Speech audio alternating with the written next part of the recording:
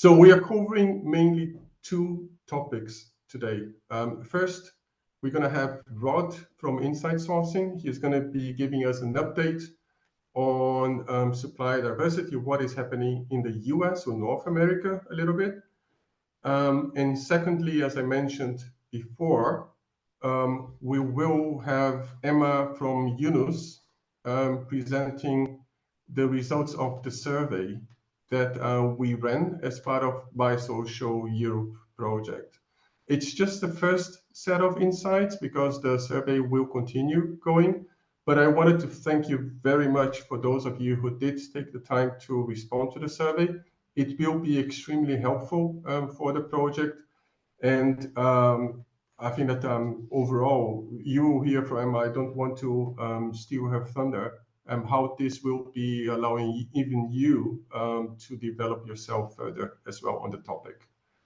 But then towards the end, we're going to have Fanny sharing with you some of the upcoming events for Q1 and some of the things that we want to do this year as well.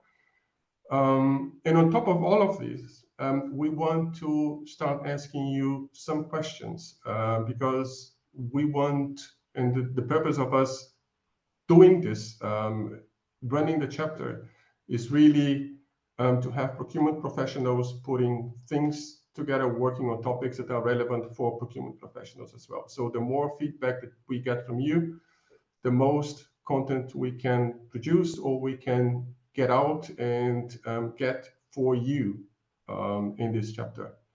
So I think that let's get started. Amanda, if I can hand over to you with the first, I think a couple of questions that you have for us today. Yes, thank you, Jaime. I'm just going to share my screen. Let me know when you can see that. Perfect. So today we're going to start out with just a few questions, like we mentioned, to get a little bit of a feeling about where everybody is in their supplier diversity journey. To start off, we will be using kind of an interactive poll. So I'll give it a few seconds here. You have two choices. You can either use your phone to directly open the QR code or go to menti.com and put in the code. And we'll have just a few questions that we'll be able to go through together. So I'm going to give that a little bit of time just to make sure everybody can access, and I'll do it myself as well.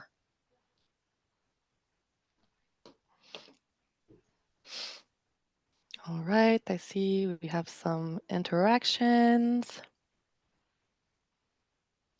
Perfect. And all along, you will have access to the code at the top. So if you, for any reason you get out of the app or out of the browser, you can always reconnect to join back in. All right, so I think we're getting there. I see about 22, 23. And we'll go ahead and start. So first question, we really want to know, does your organization have the supplier diversity program today? So if you go in, you'll see you have the different options there. Really excited to see. Okay, so some responses coming in. See, we have some global programs. That's very exciting to see. Okay, so got a good mix. We have some still curious to find out. Okay.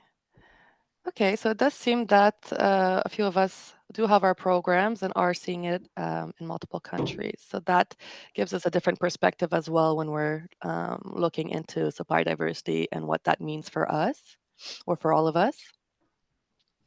Excellent. Okay. Next question we want to know is, if you do have a program, at what level of maturity would you say you're at? Given that supply diversity is still a growing topic in some parts of the world, we understand that not everybody is at the same place or has started their program. So this is a good way to see where we're all at. Okay, we have a few leaders. Interesting. Exciting to hear your feedback. Okay. So a good mix. I think many of us are still at the beginning of our programs. That's kind of the assumption as well when we looking at supplier diversity across. But definitely nice to see we have some that are a bit more advanced. Okay, perfect. So with that, we're just gonna head back into the presentation. So I'll pass it over to you, Nalini. Thank you. Wonderful. I love the poll questions. Thanks for doing that, Amanda. It's nice to see who we have in the audience today. I am here to introduce Rod. Rod's going to start to share his screen. But since many of you, as we just found out, are newer to supplier diversity, I do want to give a little bit of background. Rod is one of the true experts in supplier diversity. Based here in the United States, he has a lot of experience, not only from a consultant side, but he also founded a company called Connexus, which just a few years ago was sold to Coupa. And now he's back in the consulting world with insight sourcing and leading their supplier diversity practice. We invited Rod here today to talk a little bit about the history of supplier diversity. Most of us know it started in the US, so we thought it would be valuable for you to have some of that background. And he will then talk a little bit about the evolution beyond the US and where we stand today.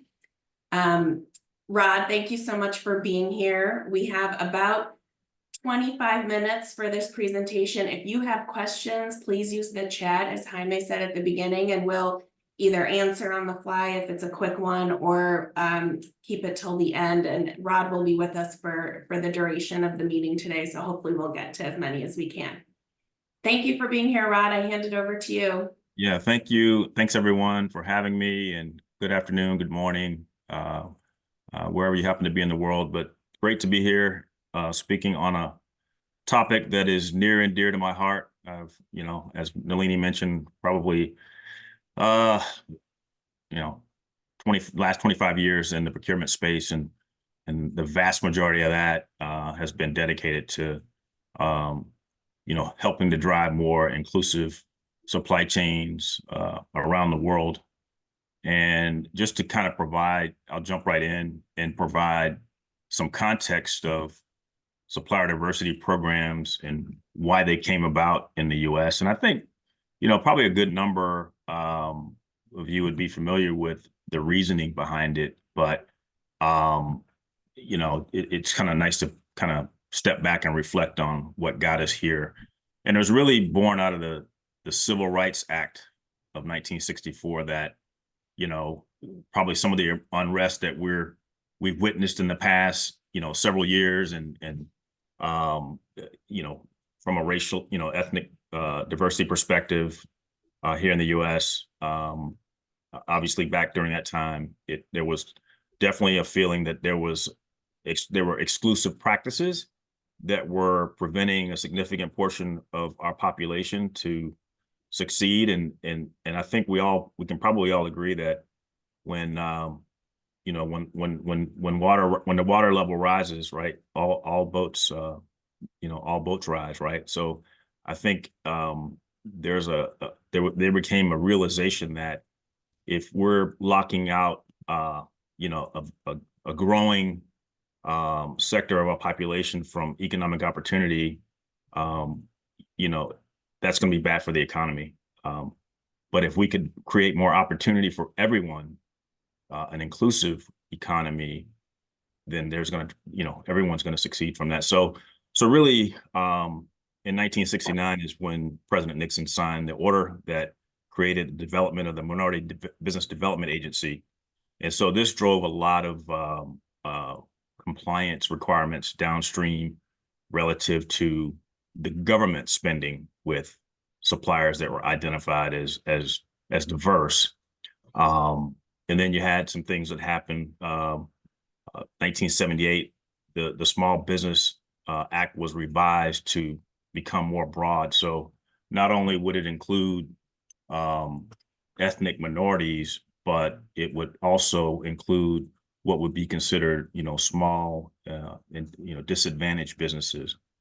And then as it evolved, as time progressed, I think there was a realization that, there are other disadvantaged groups, if you will, including veterans, women, right, who had been denied the right to vote, and other, other things, making them a bona fide citizen. So really, that's kind of the gist of what we have this phenomenon we call supplier diversity today. But at the end of the day, it's really all about economic vitality and creating an environment of growth, an environment where everyone has an opportunity to be successful and contribute to society. And so, as you can see, some of the formal sort of non-government organizations kind of in between some of this evolution, like the National Minority Supplier Development Council, which is really I would say the one of the key national organizations that actually certify and advocate for diverse suppliers. And then WeBank, who many of you with global programs will be familiar with, which is the advocacy and certification organization for women. And then there's also NAVOBA that, focuses on veterans. You had a lot of veterans that, sacrifice themselves, their lives, right, to protect the country. So we need to create a level playing field for them, when they return, and, want to pursue entrepreneurship or small business ownership. This NAVOBA really advocates for that. And then NGLCC in 2002 was a key certification vehicle for LGBT community. So I think the reason I share this slide and some of the data is a little bit dated, but I think the key point here is that small diverse businesses, well, first of all, small businesses represent 99.9% of all businesses in the US. But minority and women-owned businesses represent over half of that. However, they only represent 7% of the revenue. And that number really hasn't ticked up much at all in the last 20 years. And there are various reasons for that. But I think the key thing is, while that's the case, so many jobs are created by small business, diverse businesses. And so I think this really, sort of sheds light on why it's so important for small businesses to succeed.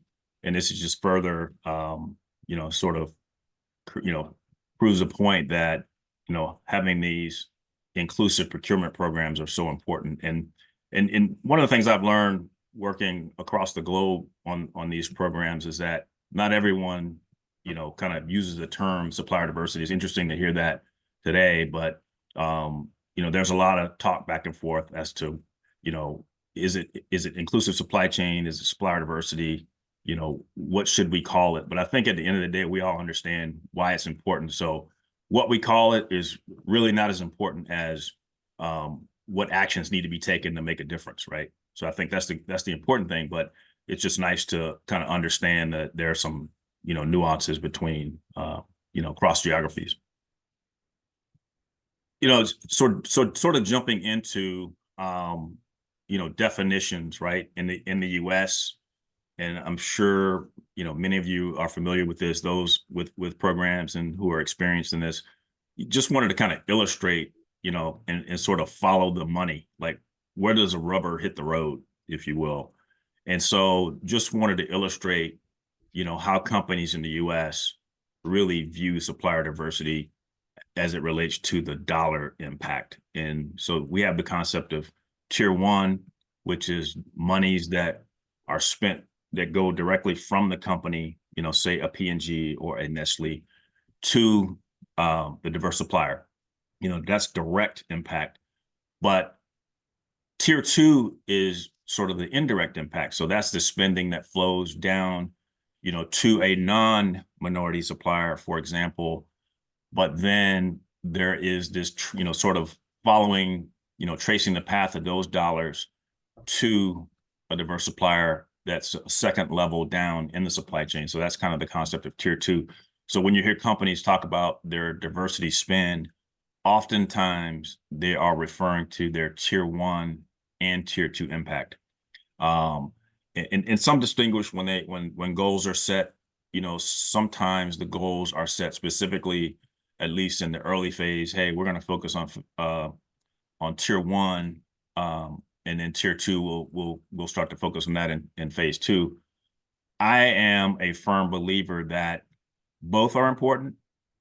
I think that tier 2 is arguably more important because tier 2 is really where a corporation at the top of the pyramid, if you will, like a P&G, pushes requirements down supply chain.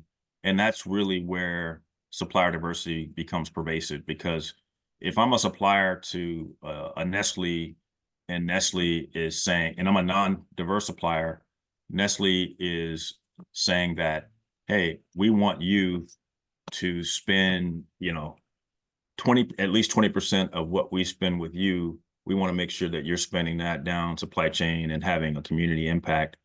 I'm going to do that, right? I'm going to make every effort to do that. And if I struggle with it, I'm going to, go to Nestle and ask them if they could help me or direct me to resources to help me do that. So I just really wanted to kind of provide that context. I know some of you probably are familiar with it, the tier 1, tier 2 concept, but for those that are not familiar with it, I wanted to kind of provide this this illustration. So in the U.S., we have this, sort of badge of honor, right? This status that has been created, the last few decades. This, sort of roundtable, although it's not this diagram's not round, the $1 billion roundtable represents U.S. companies, U.S.-based companies, mostly global companies that spend over $1 billion annually with diverse suppliers. And this list has been growing every year. I mean, year over year, it's been growing. And I think this past year, about 7 companies were added, which was great, considering all that we had been through, like as a globally, that has grown. And so we I talked to many companies who strive to reach the $1 billion roundtable. Now, is this perfect? Like having a $1 billion roundtable, being able to check the box to say we spent $1 billion with diverse suppliers. I think that's great. I'm also interested in understanding the real impact that it has, and the BDR has done a great job of really illustrating the impact that it has beyond just the spend itself, the jobs that are created, right? The primary, secondary, tertiary impacts that it's having on local communities.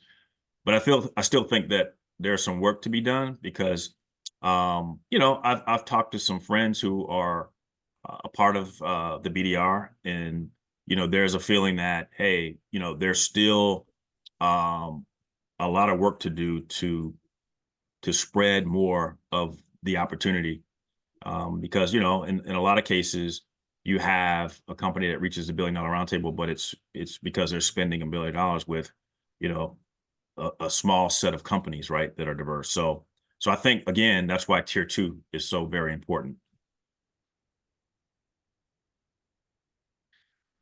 In terms of sort of being identified and validated as a diverse supplier, one of the things that we have a pretty mature third-party certification system in the U.S. As you can see here, there are many organizations that advocate and certify diverse suppliers.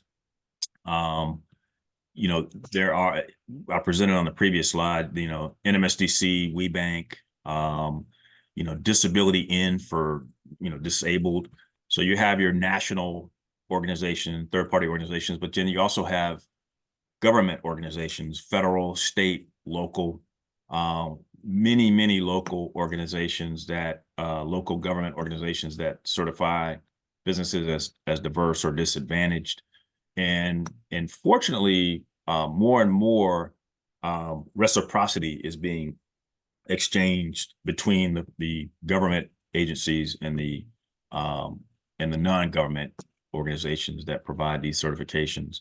And I think one of the things that the third-party non-government organizations are trying to do more is being true advocates and really providing more services around developing suppliers, because I think the big problem in a lot of cases is not the number of diverse suppliers, but the number of scalable suppliers who can really handle big businesses, right? Handle business from large corporations. And again, just another reason why Tier 2 is so important. There's also this trend because there could be some bottlenecks associated with third party in these federal as well as non-government organizations in getting certified, getting that, going through the certification process. So in order to sort of not eliminate the bottleneck, but at least kind of smooth the process and sort of widen the lanes, if you will, a lot of companies are starting to accept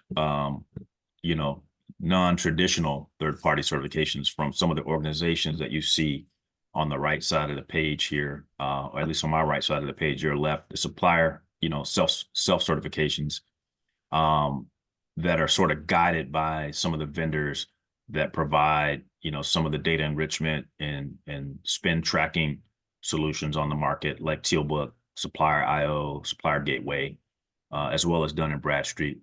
So that's I think the key takeaway here is there used to be only a few third-party certification organizations, but as supplier diversity and inclusive procurement has continued to evolve, there's been an increase in the number of sort of third-party certifications that are accepted. And so I just wanted to bring that to your attention. There are pros and cons to everything.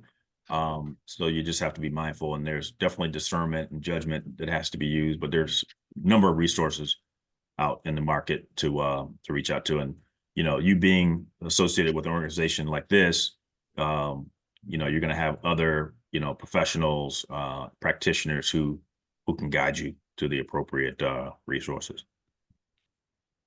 So given that, we're a global group right now, having this discussion, I just wanted to provide, sort of a view of what's happening outside the U.S. And, over the years, there's been a strong movement of, sort of global supplier diversity. And so I wanted to highlight the 5 or 6 key certification organizations outside of the U.S.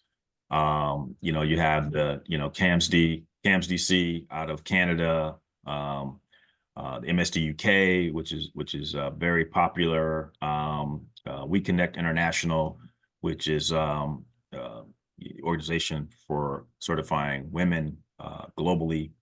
And then you have the South African Supplier Development Council in South Africa. Gary and his team do a great job. And then Supply Nation in Australia. And then you also have MSD China. So those, that kind of gives you a flavor for the landscape. And when I'm working with clients who are US-based companies, but global companies, most start out, getting their program off the ground in North America, or in the US in particular, and then maybe expand it to Canada. There's always this sort of question as to, we do business all around the world. Where should we go first? So I think, there could be some prioritization as to where you go first if resources are limited. But I tend to steer clients towards focusing on those markets that have these certification and advocacy organizations in place, because, it makes it a lot easier to kind of sift through. And for one, data is not as readily available in other markets as it is in the US. So I always sort of say, focus on, those 5 or 6 markets outside the US, and then sort of prioritize those based on what's most important for your business. In terms of how leading companies, sort of focus their efforts when they're looking to start a program, I think these are kind of the 8 key areas that they look at. And on the left side, it's really more about, starting with executive sponsorship, right? Having that top-down sponsorship, and really leveraging that to really drive and start measuring where the organization is today. So really on the left side is more about executive sponsorship and governance. And on the right side, it's more about like, how do we make this actionable? So we've set goals, we've kind of developed this vision. Now, how do we execute? But these are like the key capabilities that we found at Insight as we're helping 70, 80 companies develop or accelerate programs. These are the areas where we see success if there's the appropriate focus in these areas. In terms of tools that help to drive management of these programs, there's the diverse supplier discovery. If I think about the 4 key components to any supplier diversity program to make it successful, you have to be able to identify suppliers, whether you're domestic, global, being able to identify suppliers, at the category level that is relevant. Tier 1 supplier data enrichment, obviously, being able to validate the supplier data to identify who is diverse, who's not diverse, and just being able to track that through and measure year over year.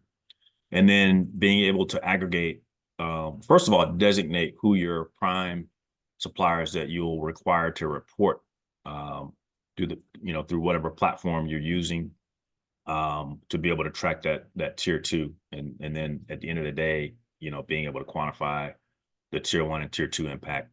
And then really being able to report. Like a lot of companies have requirements if they have government contracts or contracts with other private companies.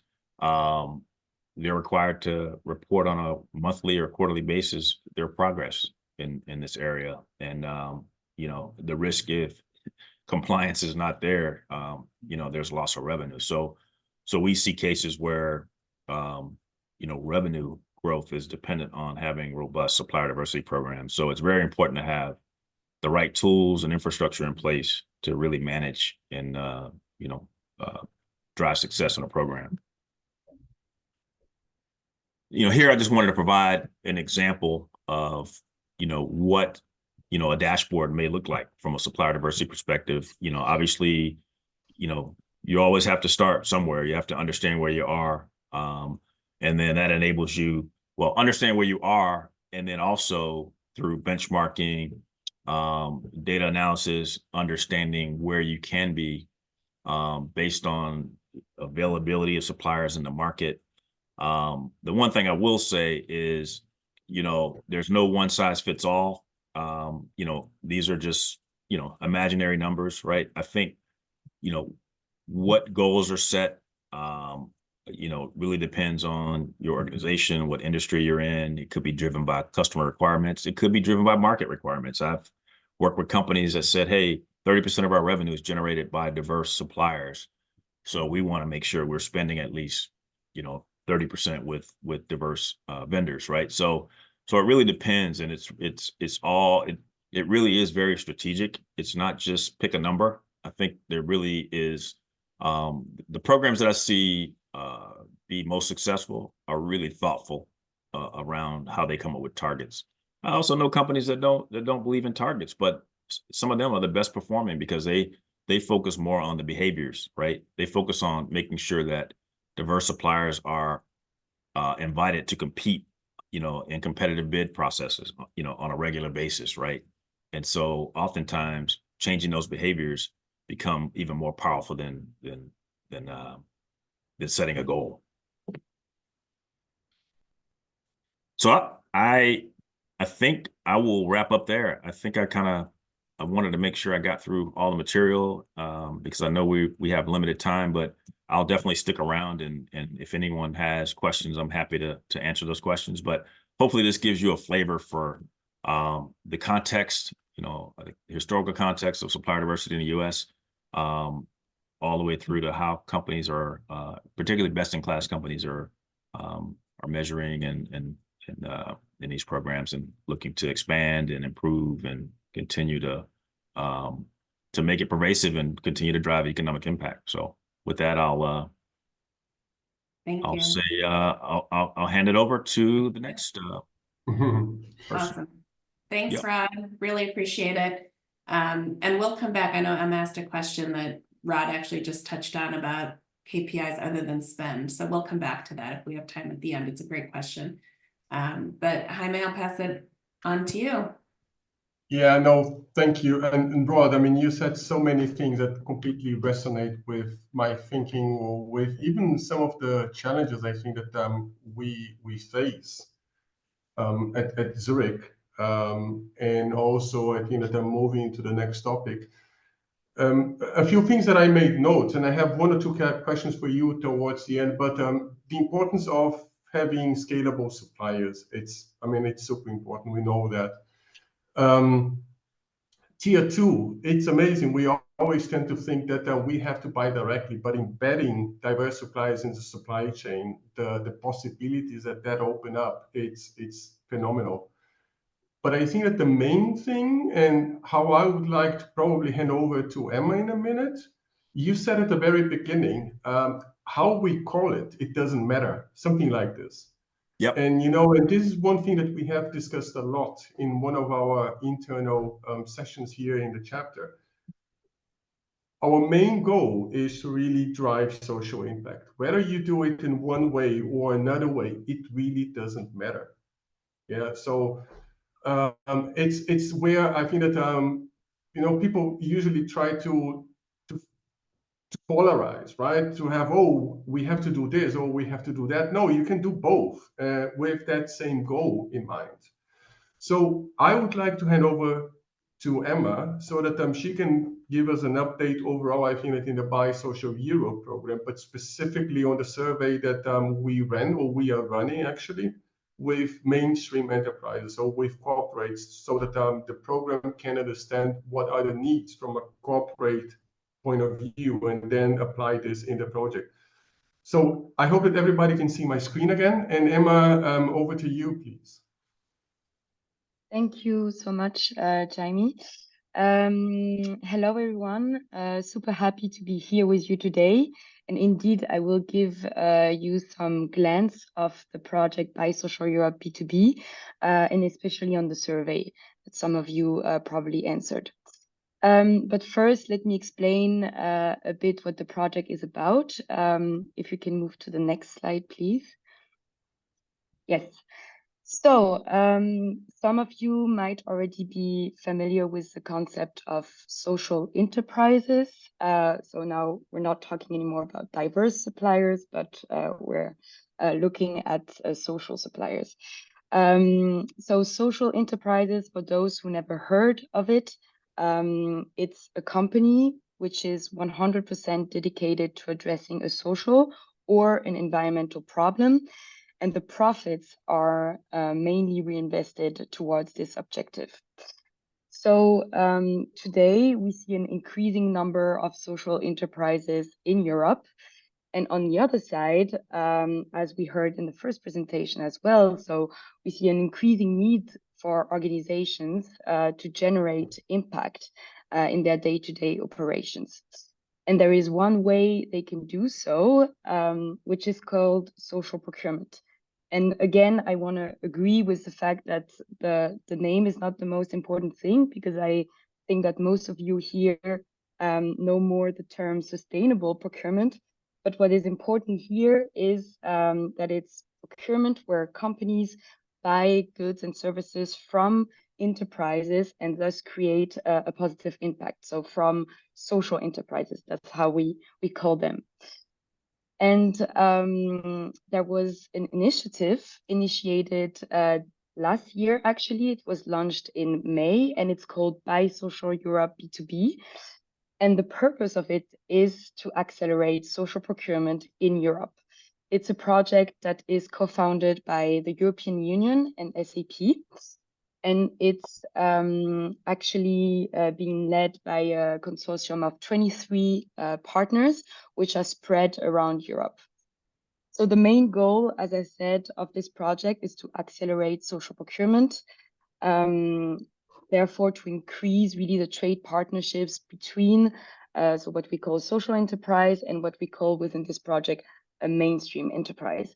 And we want to do that in different ways. So throughout the project, we will map the landscape of social enterprise suppliers within Europe and also interested enterprise buyers. We will also develop some support and some capacity building programs for both social enterprises and for mainstream enterprises, so especially procurement managers, and that's what we will dive into later. And finally, the project is also about, of course, sharing best practices between different countries that may not have the same level of readiness within their market, which perfectly leads me to the next slide.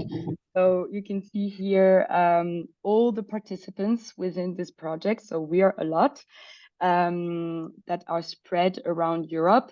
We distinguish here 3 types of different partners. So we have the core partners in this project. Yunus Social Business, where I work, is one of them. Then we also have the Expert Advisory Board, and the Sustainable Procurement Pledge is part of that. And finally, we have national country partners, which are so support organizations of social enterprises within a specific country. So as you can see, a lot of partners across a lot of different countries. And what is important here also to acknowledge is that with so many different countries, there are a lot of different, a range of diverse markets. And in some countries, the topic of social procurement is already pretty advanced, often thanks to regulation that favor it. This is the case, for example, of France or the UK. But in others, it's a very new topic. And that's the case, for example, of Bulgaria or Hungary. So it's very interesting in this project how different partners and countries can share best practices to push for social procurement. As part of this project, we launched a survey, which leads me to the next slide. Please. If it moves. Well, it did move to me. Okay, now it moves for me as well.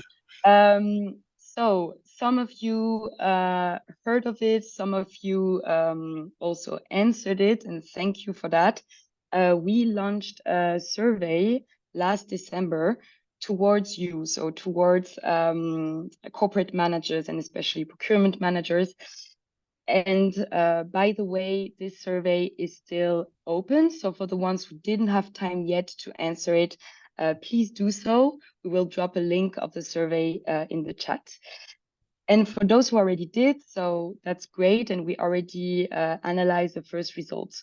So for now, we count 30 plus answers, mainly from respondents within Europe, mainly from the UK, the Netherlands, Germany, Italy, and Denmark. We see that within this survey, more than 70% of respondents are working in multinational companies, and that most of respondents are already actively engaged in social procurement. However, the majority still expressed the interest in learning more in the topic and also shared that there was some room for improvement within their organizations. Which leads me to when we say room for improvement, what are the key challenges that we saw that came out within the survey? That's what you can see on the right. So that was the top 5 challenges mentioned by respondents. And those are first, and most importantly, the difficulty in finding social enterprises that meet the organization's procurement needs. We also heard about the lack of contact with social enterprises, the concerns on the lack of scale of social enterprises, as well as not enough available information on them. And finally, some of you shared that there was still some lack of clarity around the business case of procuring from social enterprises. So that's the main challenges that were identified. And we also heard about what type of support actually could benefit your organization and what we could bring to you, which leads us to the next slide.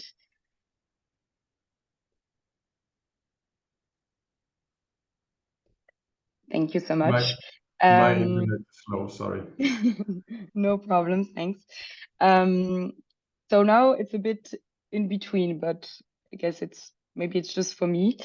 I don't know if anyone can see the new slide. It's probably coming. It looks It's stuck. in between. Okay. Oh, really? Oh. Yes. Yeah, it's cut. Now it's okay. No, it's good. Now I moved back. The joys of internet. Go on. Now it's perfect. It's on the right slide. So yes, as part of this survey, we also wanted to really understand what you as procurement managers you need in order to grow in the social procurement journey.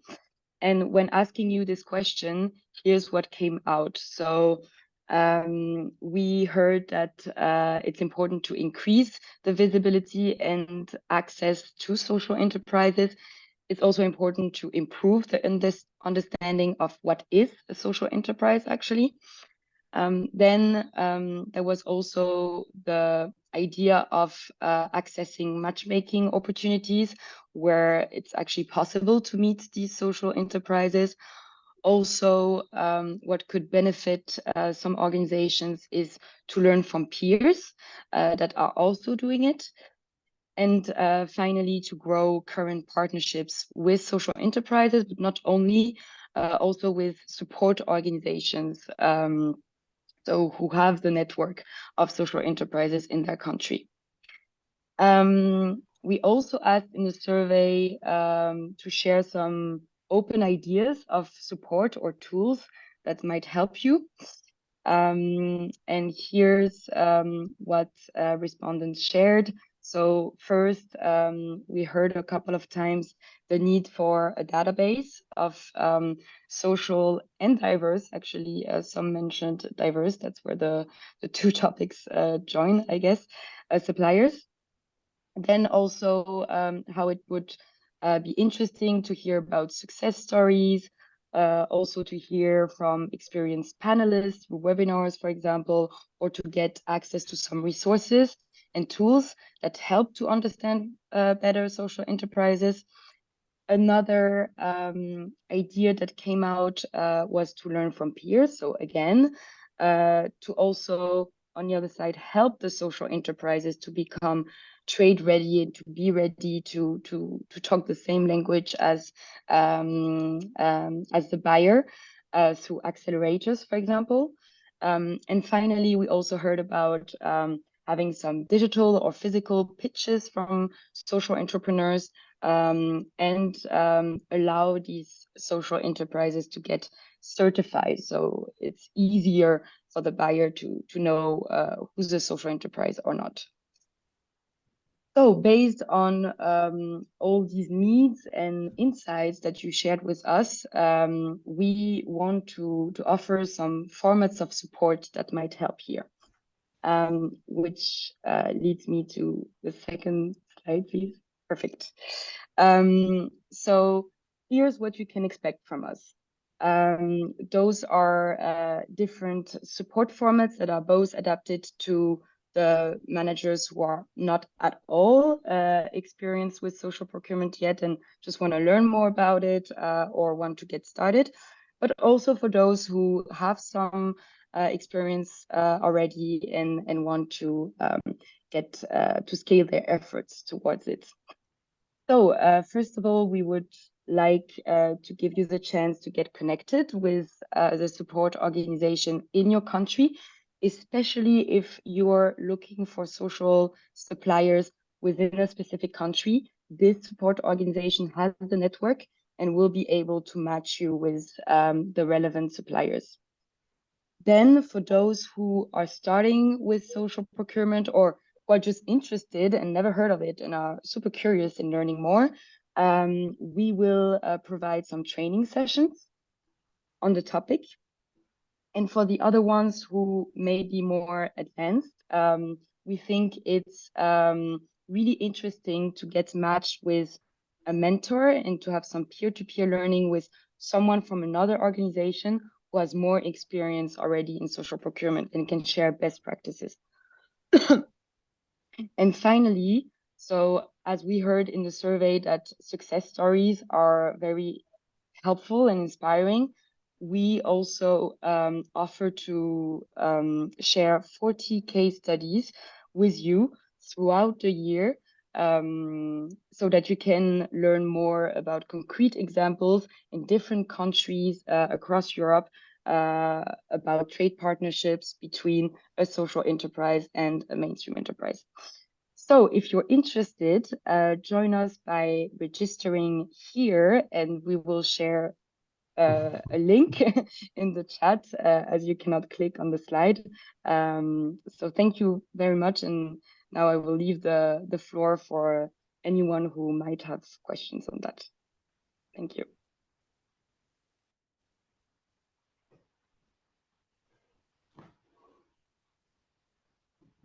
So I see 1 or 2 questions already, but let me see, we have 10 minutes to go.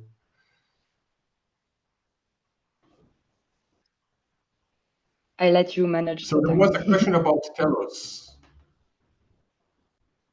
Lucy, can you just confirm what you've written in the chat, please? Yes, hi everyone. It's a good question because Telos has been launched very recently by SUK. So we are all collaborating together.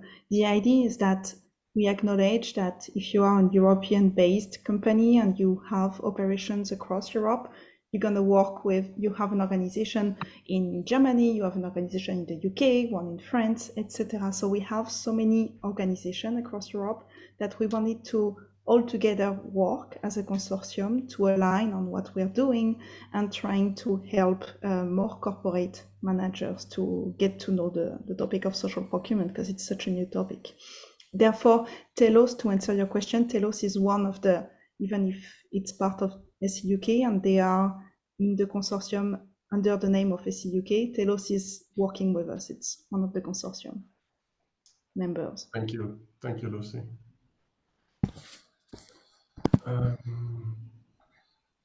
You know what? Let's continue. I saw another question for Rod, and I have my own question for Rod as well later. So, Fanny, let's move on to you, I think, and then we can open the final Q&A session. Sure, certainly. Well, thank you, Jamie. We are already planning for a great lineup this year. So I have prepared the full course menu for you. I hope you enjoy. So looking ahead, if we can move to the next slide, please. Right. I'm seeing the guide here. Is this the one? That's perfect. Thank you very much. So, Okay. so to start, we would like to introduce you to the guide, which was launched last year. It is a collaborative tool which was co-developed by the SPP League of Champions to provide procurement professionals with the resources they need to accelerate positive change and make positive impact. So you can access to this free document by clicking on the QR code or on the link I'm going to share right now, right away. You should have it right now. There you go. So if you have experience in the field and have case studies of successful social procurement practices, such as partnerships with social enterprises are examples of how your organization collaborates with social enterprises to create social or environmental impacts. We would love to hear from you. I'm not sure the second QR code is working, so I'm just gonna send you the link, which is actually a kind of application form that allow you to submit your case studies. Just a second. I'm sharing it right now. There you go. So if we can move to the next slide, Jamie. Thank you. Right, so our Supplier Diversity Chapter has an exciting lineup of events planned for this year. So we invite all SPP ambassadors who are interested in supplier diversity and social value from private and public organizations worldwide to join us at the following events.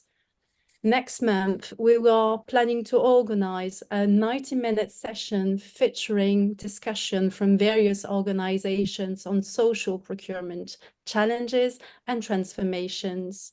The session will bring together a set of esteemed organizations from the private and public sector, which will provide their insights, showcase real-life examples, and deliver key advices on bridging supplier diversity and social value. Following the success of previous session of World Sustainable Procurement Day, the third round-the-clock session is set to happen on March the 21st. As far as our chapter is concerned, this event will feature discussions on various topics, including the Buy Social Europe B2B project, social value and diversity, as well as DEI. We will be joined by NGOs, large corporates, and social enterprises to explore these important themes. We have other exciting news and updates coming your way, so stay tuned for more details about the agenda, about the speakers, online registration.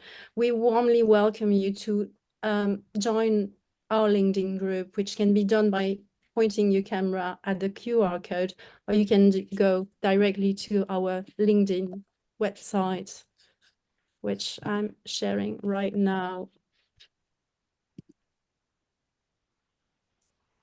I think we can move to the next slide. Thank you very much. We have more. And last and finally. There you go. Fantastic. Thank you, Jamie. So we would like to share some great news coming from our partner, the Euclid Network, which really represents a great opportunity for social-friendly and impact-driven professionals to learn and discuss important topics related to social entrepreneurship and impact investment. The Impact Summit will be taking place on the 20th and 21st of March this year in The Egg on the theme of building bridges from intention to action. This event will bring over 150 thought leaders from across Europe and beyond.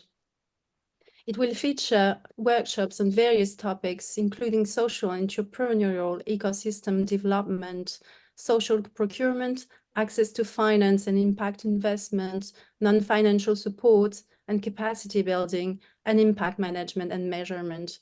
This summit is set to address global societal and environmental challenges and to define innovative and sustainable solutions. You'll find further details about the agenda by pointing your camera at the QR code or by clicking on the link I'm going to send you right now. So I just wanted to add a few things. We do value a lot your input and want to ensure that we cover the topics that are important to you. We're here to support you in making a positive global impact. So please let us know what topics you would like to see covered so that we can shape our agenda for the year accordingly. I'd like to thank you once again for your participation, and we look forward to having you attend these events, free online events, and being part of this incredible and amazing journey. Now the floor is yours, Amanda. Thank you. Thanks, everyone. So just to close off kind of this discussion before maybe having some quick time for a Q&A, we did want to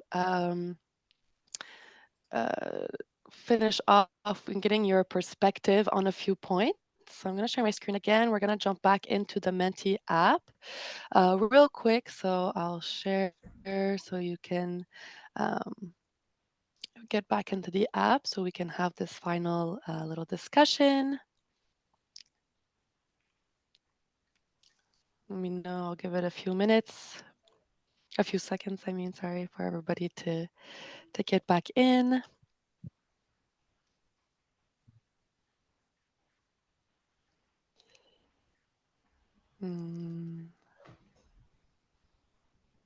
Okay. All right.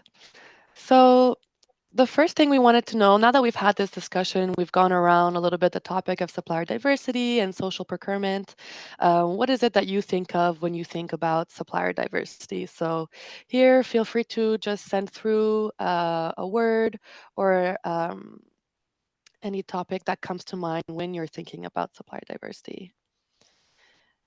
And sorry if you need the QR code again. So I'll give it a few seconds here.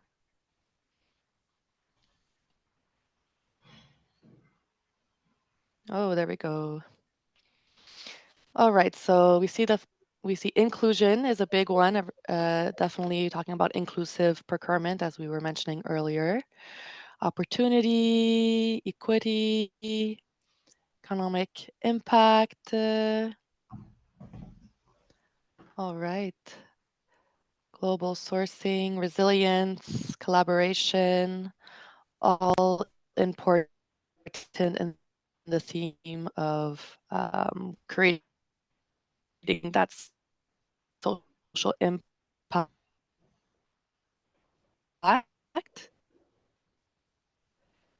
See that inclusion seems to be the main theme here. Next question. So for those of you that do have a supplier diversity program or you're looking to build one or grow your program, we're curious to see the goals you're seeing when you're implementing a supplier diversity strategy. So.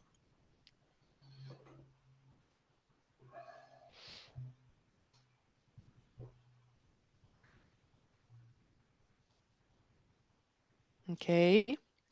So confusion maybe around where to start, how to get that leadership support, scalability, access to data. A lot of times, if we're not part of networks or we don't have, I think in Rod's presentation, he mentioned, the first step is getting those kind of visibility on those suppliers is often can be a challenge when we're first starting off, getting them into our supplier base. Okay, lack of certification as well. And maybe I see a few examples here. So that's why sometimes resources like these case studies can be super interesting and helpful when we're looking to how we can apply that ourselves. Interesting. Where to start? Yes. So this is what we want to focus around as well. Okay. Excellent. So just given the time, I'll quick jump to the last question we have for you here. More around, so sorry, little glitch. Well, we are curious to find out actually what type of events you want from the, I'm so sorry.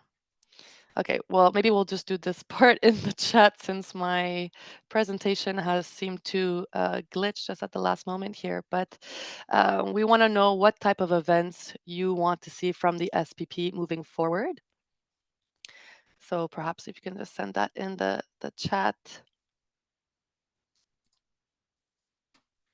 And we'll be looking forward to your responses and taking that into consideration as we look at what is upcoming, as Fanny mentioned earlier in our agenda.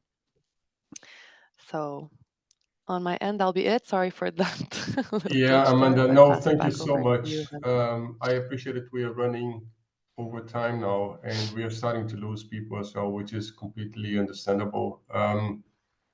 I would definitely like to go to the Q&A session, but in respect of people's time, I feel that what we can do is to write them down